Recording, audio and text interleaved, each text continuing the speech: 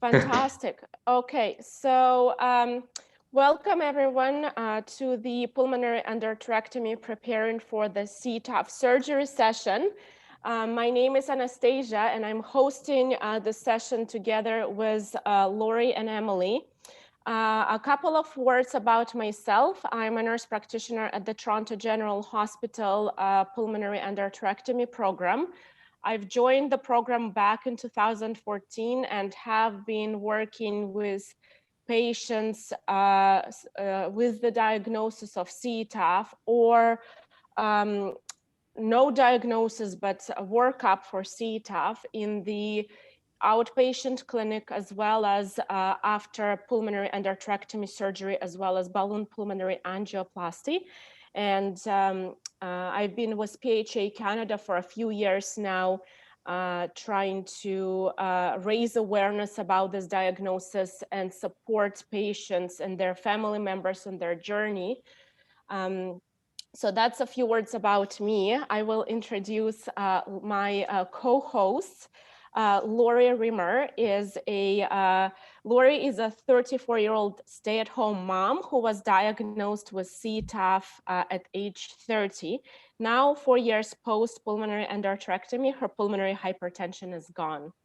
Lori is passionate about helping patients and caregivers as they navigate their CTEPH journey. To that end, she is a very active member of an online CTEPH support group and dedicated patient volunteer for PHA Canada. And our third co-host is Emily Pincard. Emily joined PHA Canada Board of Directors in 2019. She is a CTEPH patient living with residual PH, a former lawyer and a dedicated patient advocate. Emily earned both a Bachelor of Laws and Masters of Laws in International Corporate Commercial Law from Faculty of Law at the University of Kent in England. Prior to her postgraduate studies, she earned a bachelor degree at the University of Toronto. Emily practiced commercial litigation in Toronto until her diagnosis with CTEPH in 2017. Emily is passionate about patient and care psychosocial support. In particular, she is keen to contribute to the establishment of programming to assist PH patients and caregivers with the psychological burden of a PH diagnosis. She is specifically interested in PH support programs for young adults and adolescent patients. Emily is also an active patient partner at the University Health Network in Toronto, Ontario. She resides in Toronto with her fiance, Joshua, and her service dog, Oscar, who we see at the background. So I'm going to pass the torch to Lori and Emily to share their stories of their CTEPH journey. Ladies? Sure. I apologize for the long bio. I think that was taken from the PHA Canada website, so apologies.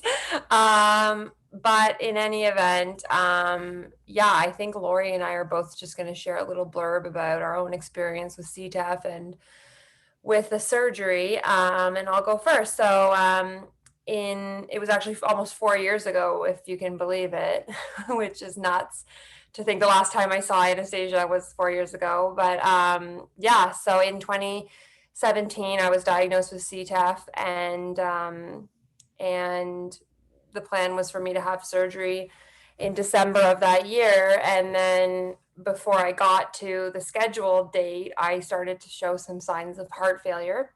So I ended up being admitted, and funny enough, it was Anastasia, you might not remember this, but in clinic, who, you know, saw my oxygen levels and did a clinical assessment and said, we're admitting you.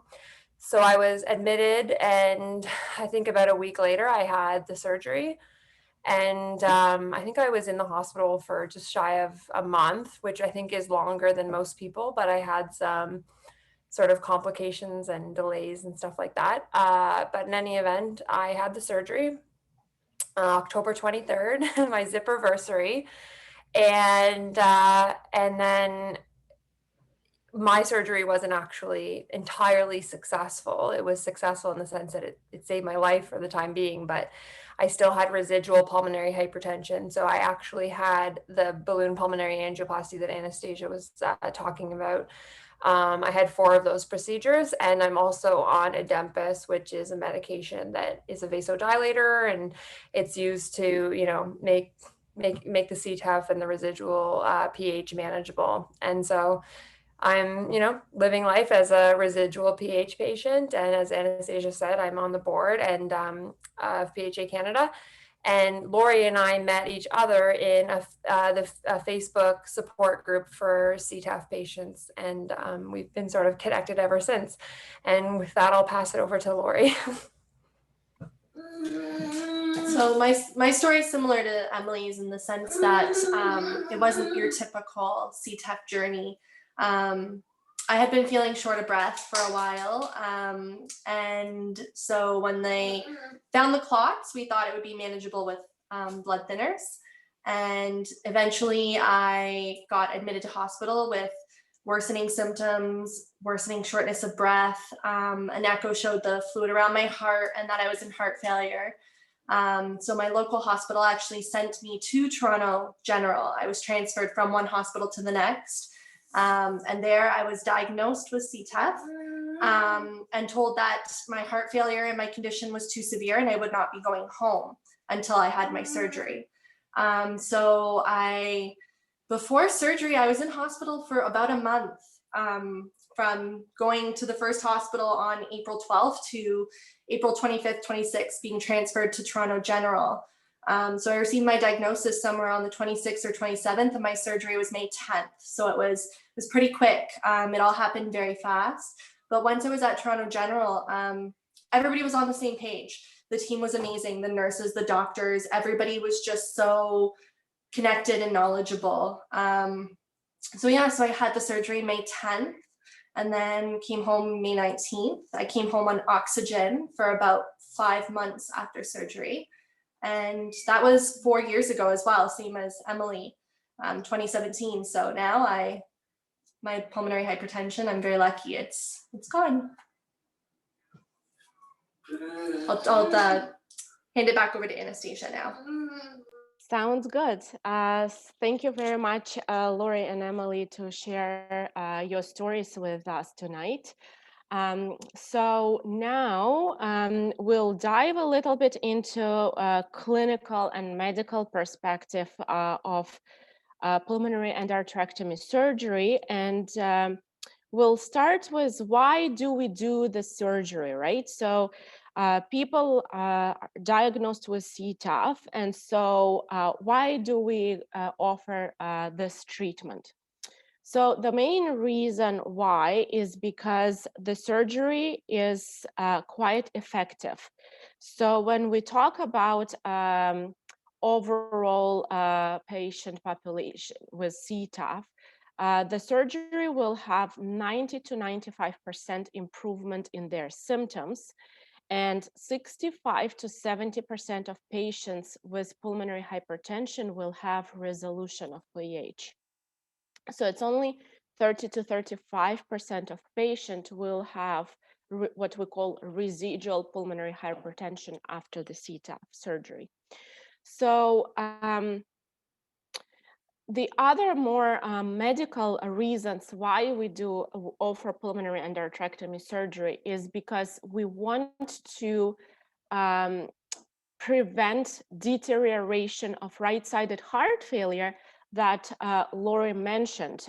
So what happens is when you have mechanical obstruction of the pulmonary arteries in the lungs, the pressure in the lungs goes up, and the right side of the heart works really, really hard to pump the blood forward.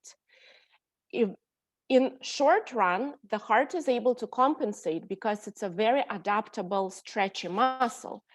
And people may have very little or minimal symptoms, but eventually the heart starts failing because it cannot go on doing this and pumping that for indefinite period of time.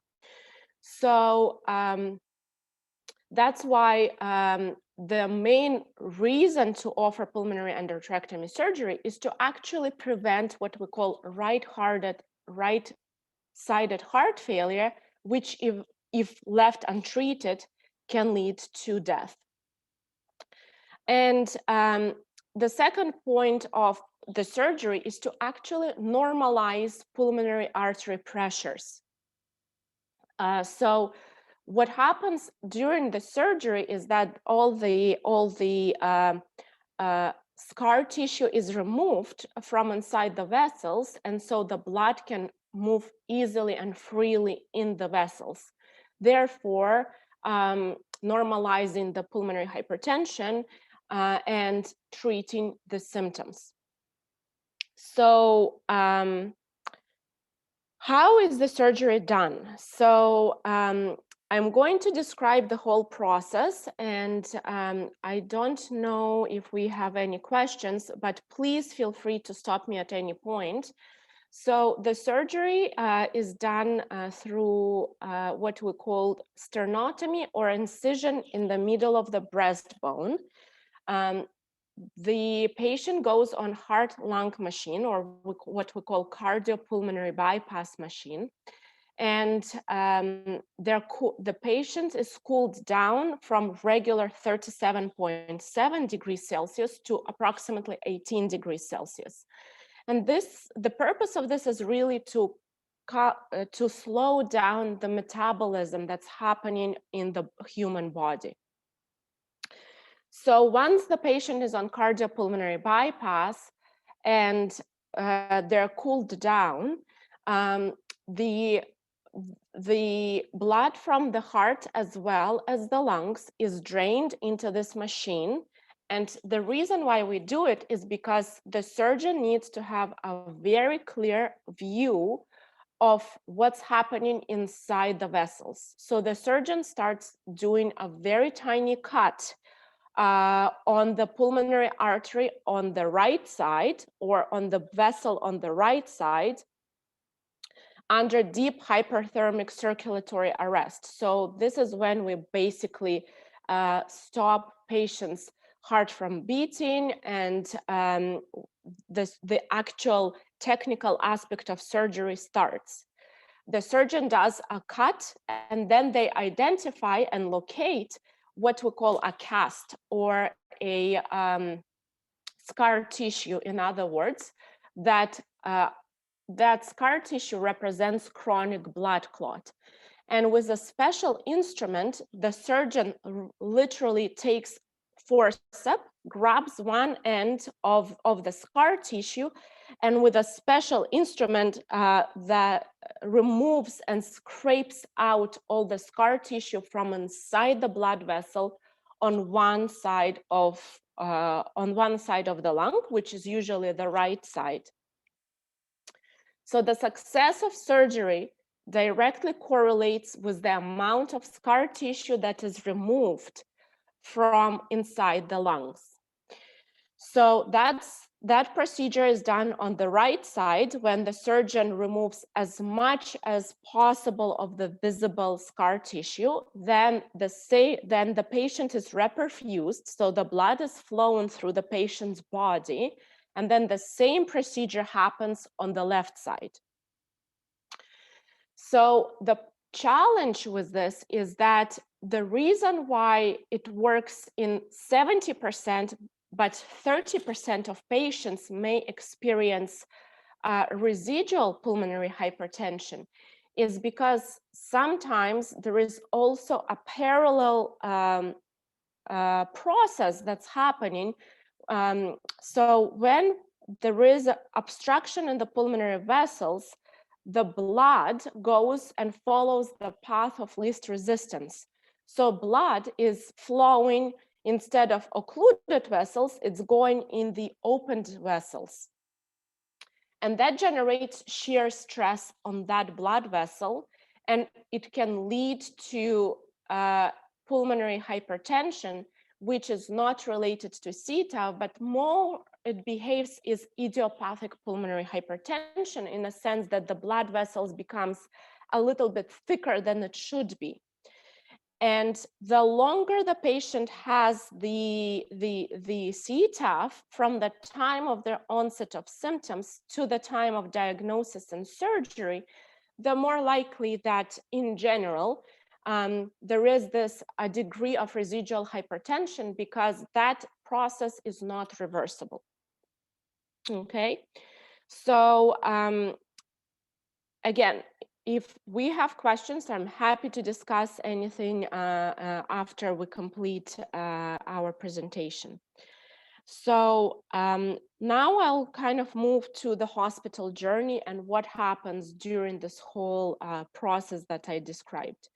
So in terms of pulmonary endarterectomy surgery in Canada, patients who have CTEPH will be referred to Ontario.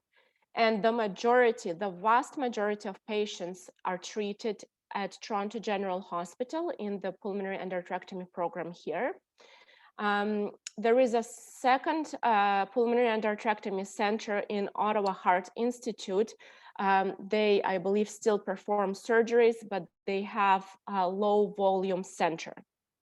So the majority of patients will be referred to the CTEPH program in Toronto General.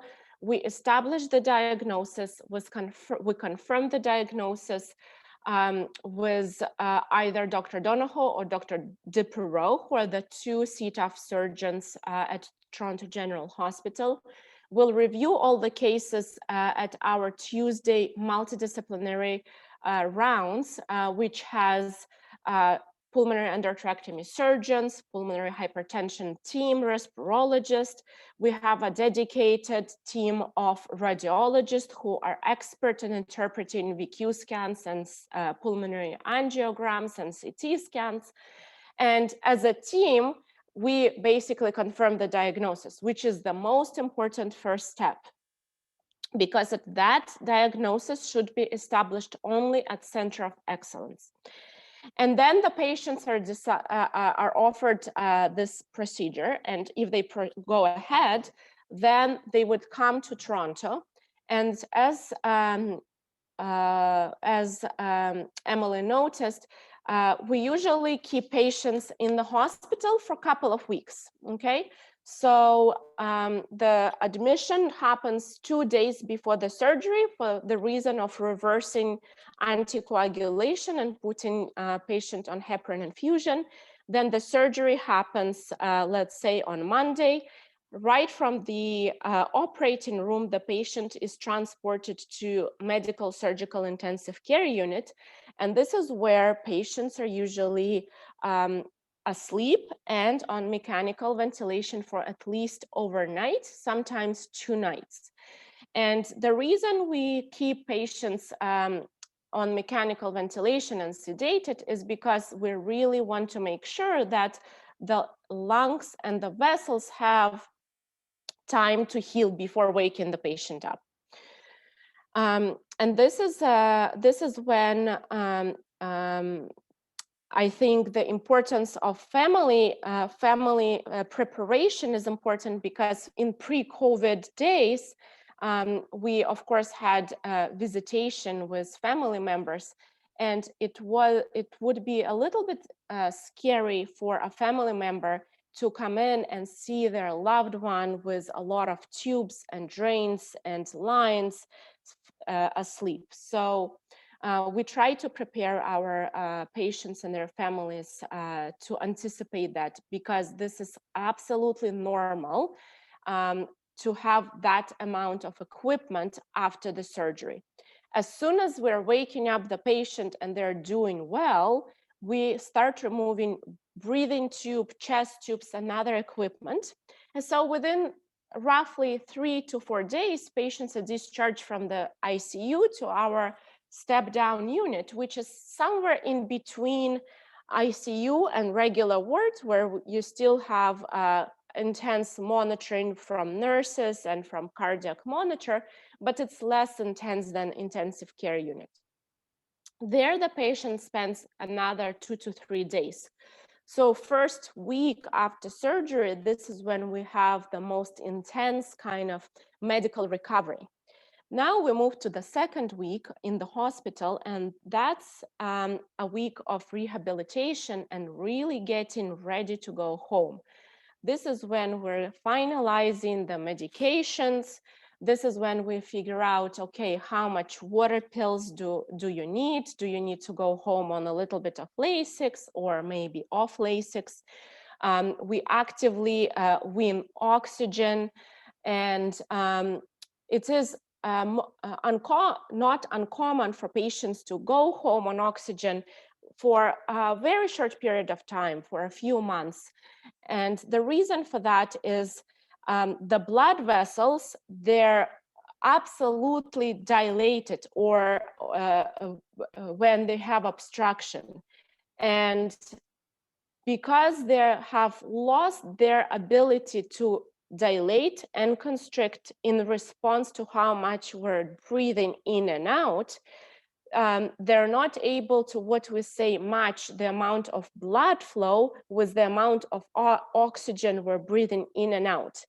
And eventually, after the surgery, the vessels actually regain this ability to dilate and contract, and we're able to match blood flow with the amount of oxygen that's going in and out, and the patients will come off oxygen. And another important part on the second week is, of course, working with physiotherapy team, moving around, going for walks, using stairs.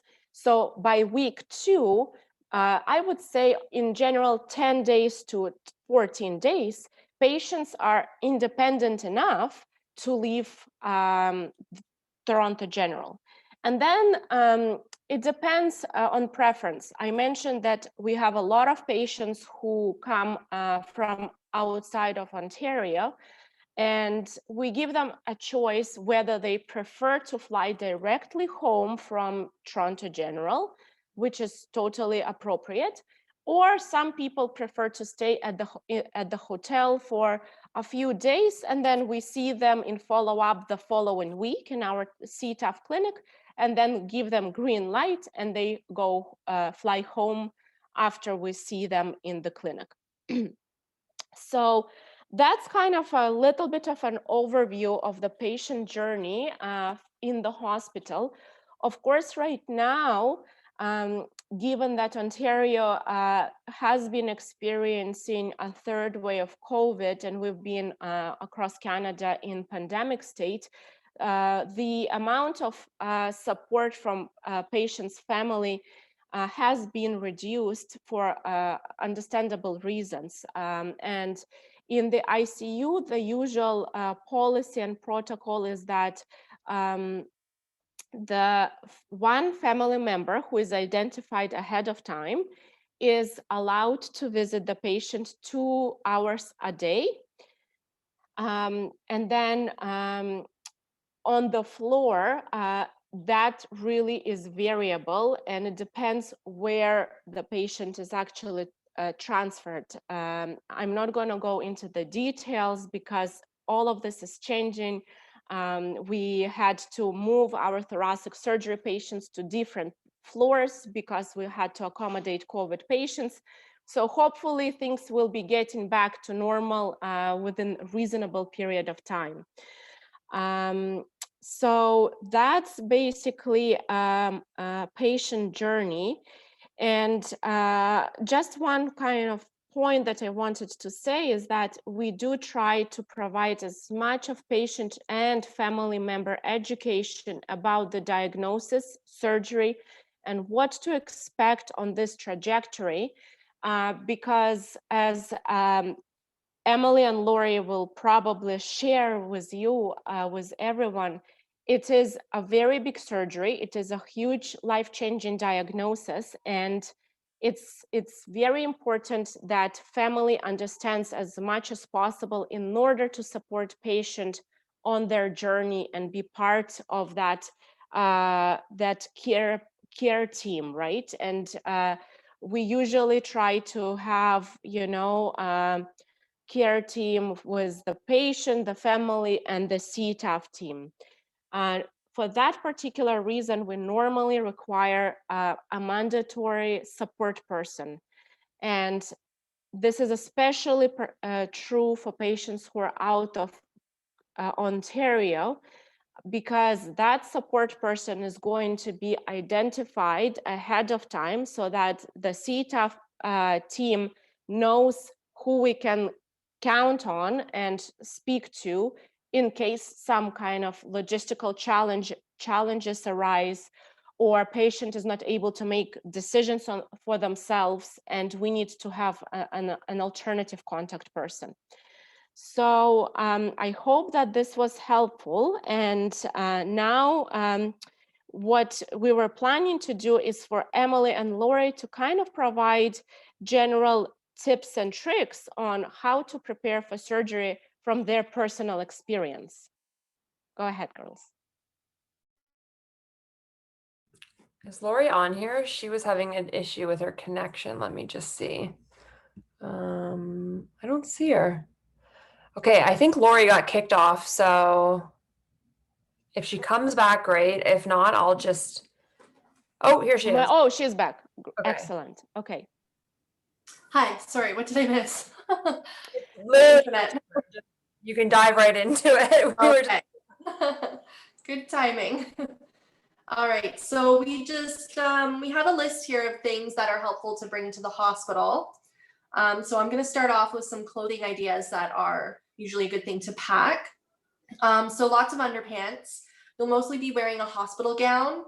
You probably won't use a lot of the clothes that you pack, but you'll definitely want underwear and lots of socks for if your feet get cold, or for when you start wearing your sneakers for physio, which you're going to want to bring sneakers for physio because you're going to get up and walking after surgery. You're going to have physiotherapists coming in, so sneakers are definitely something you're going to want. But you can also bring slippers, or maybe some Crocs or clogs or slip-on shoes, something that's comfortable for you for in times that you're not doing physio. If you're going up to go to the washroom or just walking around your room, you might want something comfortable to wear. And of course, you can also bring sweatpants for when you feel like putting them on after surgery, some sweatpants or some leggings, comfy, cozy clothes that you might want to wear when you're ready to do so. Okay, thanks, Lori. And then, so that was the clothing items. We also had a list of just like home items that some people, find helpful. I wasn't, neither one of us was expecting to go into the hospital, but a lot of people in our support group said that they brought their own pillow from home, in which case you might want to find like a jazzy pillowcase that's not white, so you don't lose your pillow, and bring like a bunch of pillowcases, because you're not going to be able to do laundry or whatever. So just like, if you want to bring your own, bring a couple pillowcases. The most important one that I always tell people is an extra long phone charger cable, which will reach from the wall onto your hospital bed. The regular ones will not reach. And you're probably going to find yourself being on like your phone or your iPad or whichever device, like a lot of the time, watching Netflix or texting and updating friends and family. So that's an important one.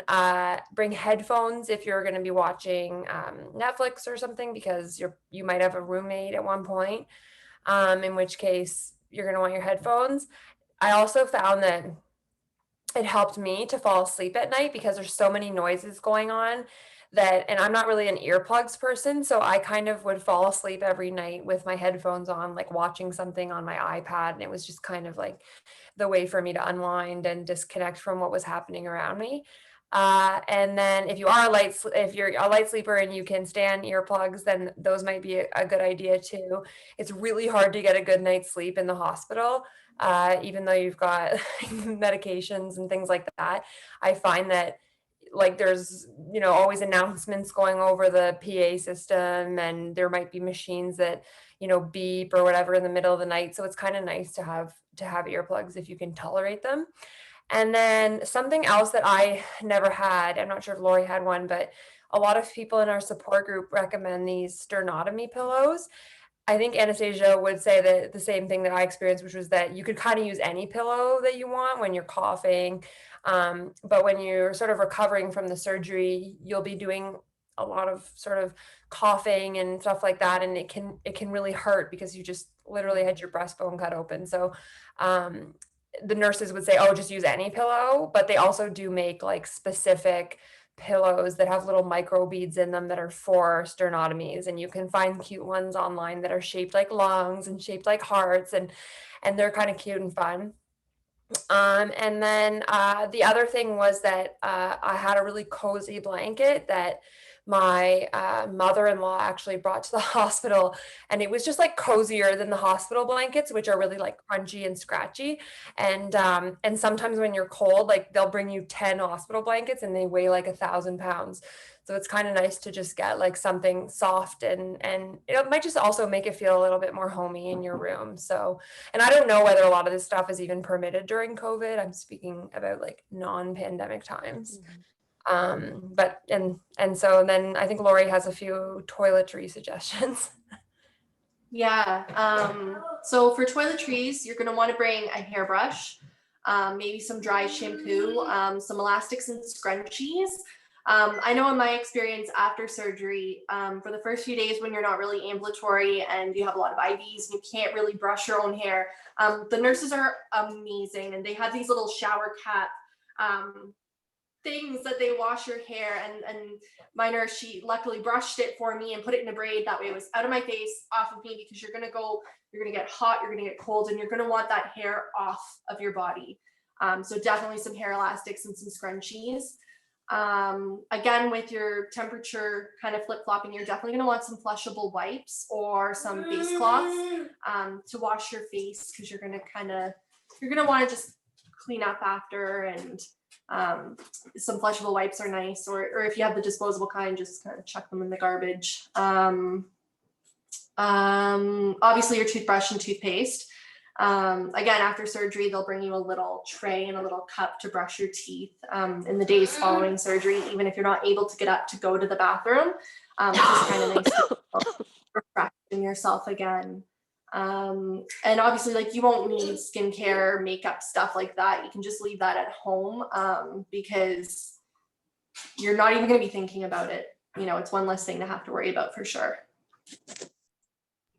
I think also about the face cloths, I remember like the hospital ones were really scratchy, but my mom brought me like some of the home ones, and she'd go in the bathroom and like warm it up in warm water and bring it to my bed so I could like just wash my face. And it was like the closest thing you could get to a shower. And at that point, I've been in the hospital like 2 or 3 weeks, and I was just dying for a shower. So like that can be a nice little thing to bring along also.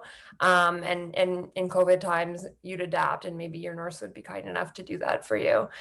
One tip that I actually gave my PH buddy through PHA Canada the other day was to barter with the nurses to try and get you a shower at the like last moment, because you do go in 2 days before your surgery. So it would be helpful if you can get them to cover your IV and let you just have that like one last shower, that one last cleanup before your surgery. And like don't condition or anything, just like clean your hair, and it's really a nice thing to do the night before. And then another one is I can't remember, I had CTEPH, I had a few months of like pulmonary or PEs, and then the CTEPH before I got to surgery. I think it was like about 6 months of shortness of breath. And my family doctor did the form for me to get a wheelchair permit for my car, which for some people I think is really helpful. Not just because, I mean, you may still have residual pulmonary hypertension. And I feel like Anastasia is going to disagree with me on this, because she's going to say, no, you're supposed to get out and get walking. But I also think it's like one of the perks of, you know, if there is a positive in all this, it's that you might be able to get a closer parking spot at the hospital. And, you know, like I found that my permit, when I was in and around hospitals getting tests done, and you're just there all the time, it was just so easy to find a parking spot in the city of Toronto, where parking is like a fortune. There's a lot of places you can park for free with the wheelchair permit. So like whichever province you're in, you just Google, you know, disability permit, or I'm not sure what they're called, but your Ministry of Transportation will have forms, and you take them to your family doctor and they'll fill them out for you. And And it's also really helpful when it gets to like Christmas shopping and stuff like that. So if you can't find a spot, so it's like kind of a perk. And then the other thing is, these are the kind of longer ones that Lori and I came up with, but I had a lot of, I also had little brain hemorrhages, which were a different thing. So for me, when I got home from my surgery, it was really hard to shower because I was kind of like twitchy and unsteady. And I think in our support group, it's sort of 50-50. Some people found it was difficult to shower and some people didn't. But for that, you may want to ahead of time get one of those handheld shower things, which you can get them on, like, you can even get used ones on like Facebook Marketplace and Kijiji, or they're like $20 at Home Depot, and find someone who can help you install it. They're super easy to install, but that was really helpful. And I used it for months afterwards. And then I eventually used it to wash my dog. And then the other thing is some people even got like shower stools, depending on like how tall you are and how mobile you are. I don't think it's being over prepared. I think it's actually kind of nice to get one of those, because when you first get out of the hospital, all you really can do is shower, because like pushing yourself out of the bathtub would be very painful. So that's the other thing, is like a shower chair, shower stool thing. And again, I think you could probably even find maybe some used ones, or you can rent them probably from like a Shoppers Home Care. And then there's one that I found in the group that I wouldn't have needed, but a lot of people said that they couldn't control the thermostat in their room. And that when they were, they were either really, really hot or really, really cold. And so some people brought like little desk fans that were battery operated, and they just put them on their little, like the food tray thing. If they ever got really hot, it was like the one way they could cool down. And now that I think about it, I actually do remember having like my body temperature fluctuate a lot. So that's another one. And then I have two more.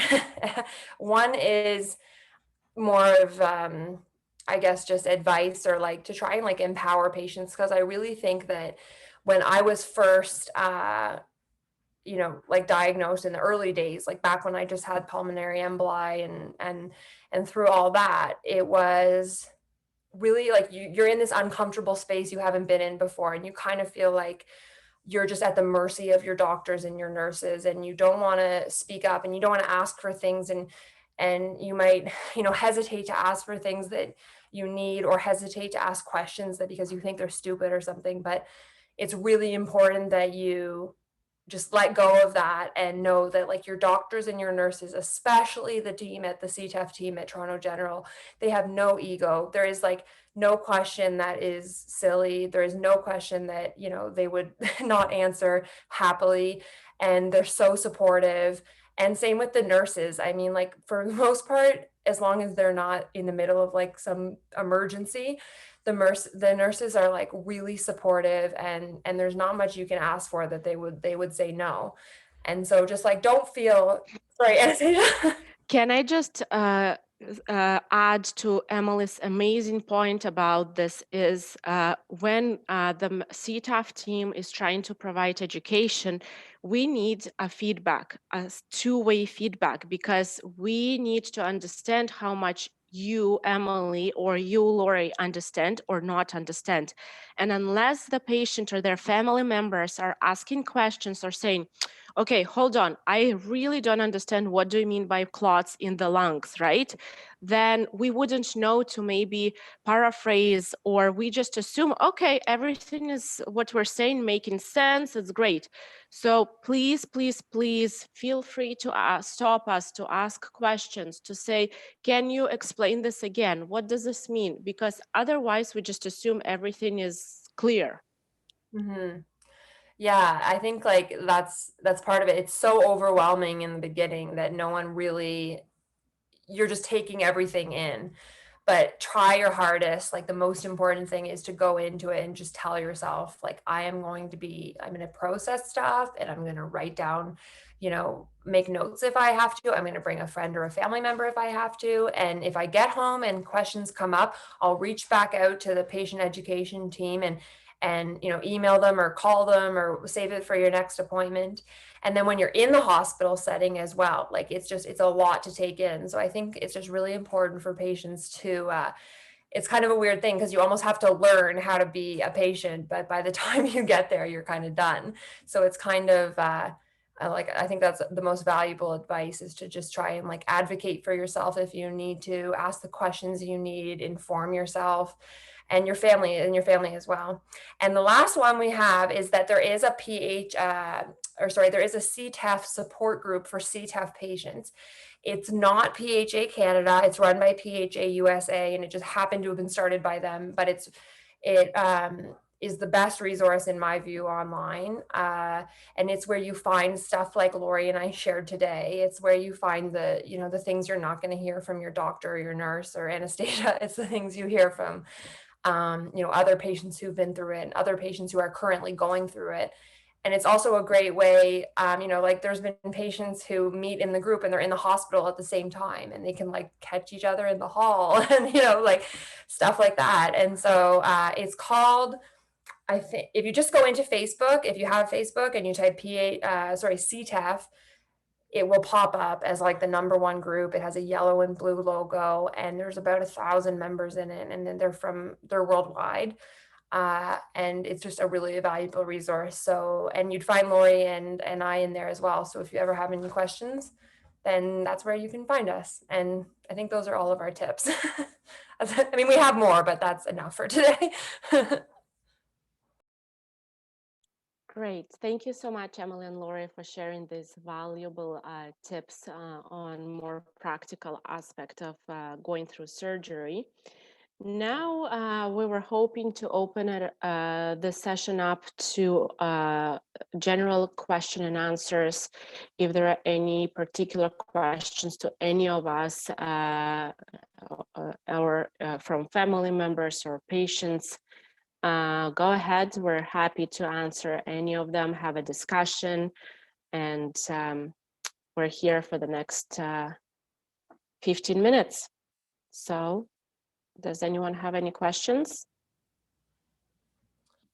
I don't see any questions in the chat, but I did have one more thing that just occurred to me, maybe just to fill some space before anyone asks a question. But it also occurred to me that sometimes I think people don't think about, they're not like proactive about the mental health aspect of all this.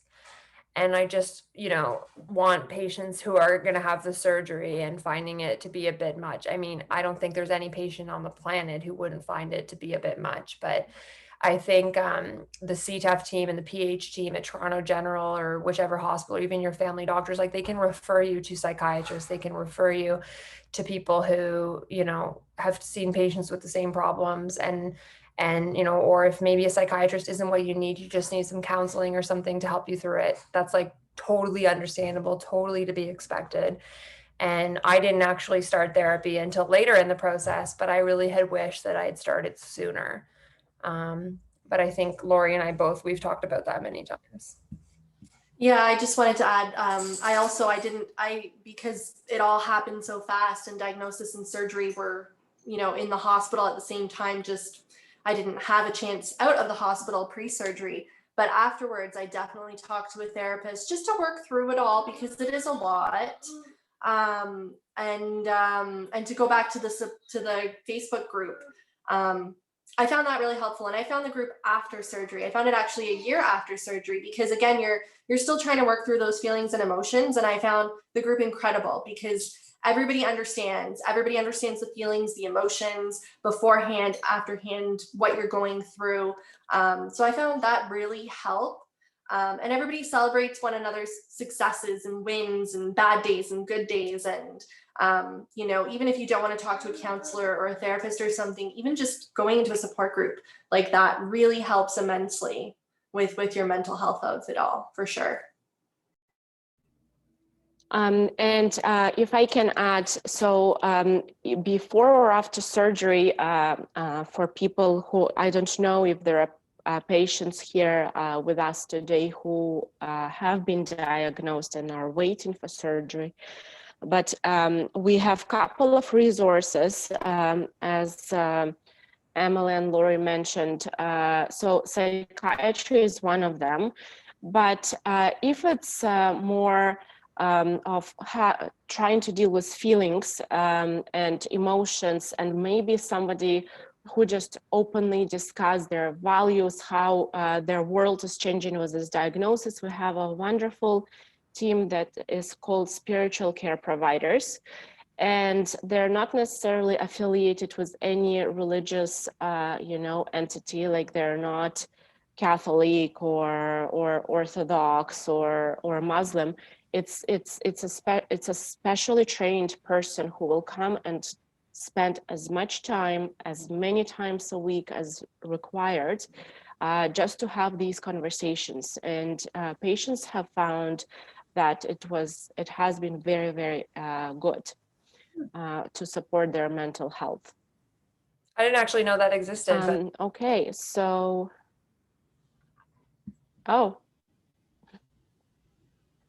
yes, it is available.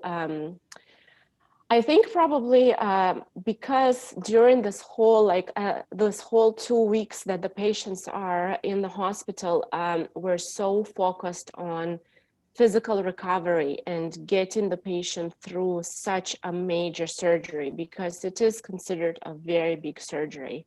Then sometimes as a team between the patient, the family, and us, and nurses and surgeons, we may overlook these feelings, right? Because you kind of focus, okay, I need to get through the surgery, I need to get better, I need to be off medications, my pain needs to be under control, I have to move around. So your kind of priority in that perioperative period is a little different. And then perhaps it's after you are discharged and you're at home and you can slow down and have this recovery at home, then all these feelings are showing up and coming up. Yeah, so this is something that perhaps as a team we need to kind of keep an eye to offer patients sooner. Mm. Anyone have any questions? If you feel that you prefer to type, we have a chat box here, and you can type your question and we'll discuss that.